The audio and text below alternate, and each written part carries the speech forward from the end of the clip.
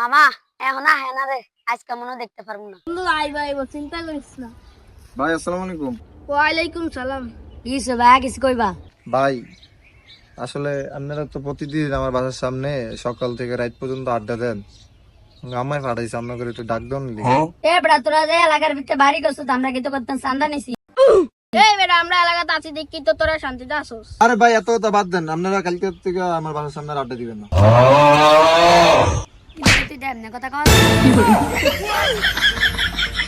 বন্ধু তুই যে মেয়ের পছন্দ করে সে মেয়ের বড় ভাই। ভাই আমাকে ভুলে গেছে, কাল করতে না আমি এদিকে আড্ডা দিই। আচ্ছা ভাই ঠিক আছে, আসসালামু আলাইকুম।